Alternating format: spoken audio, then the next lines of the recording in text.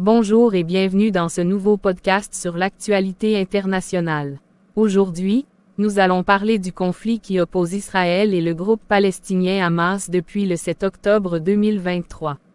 Quelles sont les causes, les enjeux et les conséquences de cette guerre sans précédent? C'est ce que nous allons essayer de comprendre ensemble.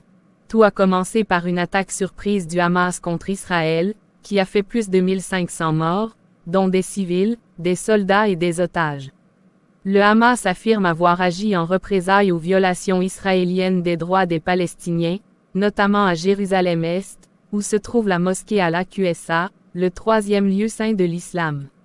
Le Hamas revendique également la levée du blocus imposé par Israël à la bande de Gaza, un territoire de 41 km de long et 10 km de large, où vivent environ 2,3 millions de personnes dans des conditions très difficiles.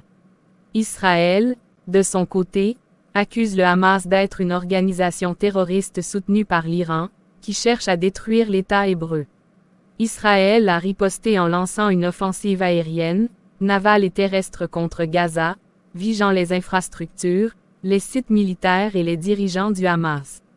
Israël a également déclaré un siège complet de Gaza, bloquant les livraisons de nourriture, d'eau et de carburant. Selon le Centre d'information palestinien, plus de 15 000 Palestiniens ont été tués, dont environ 4 400 femmes et 6 600 enfants, et plus de 40 000 blessés. Plus d'1 million de personnes ont été déplacées à l'intérieur de Gaza.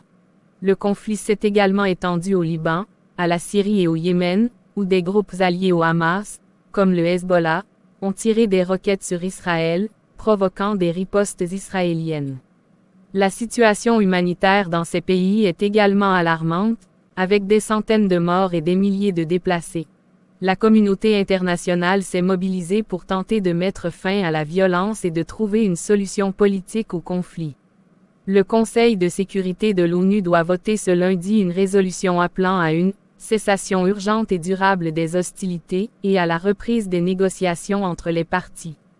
Plusieurs pays, comme la France, l'Égypte, le Qatar et la Turquie, ont proposé leur médiation pour faciliter le dialogue.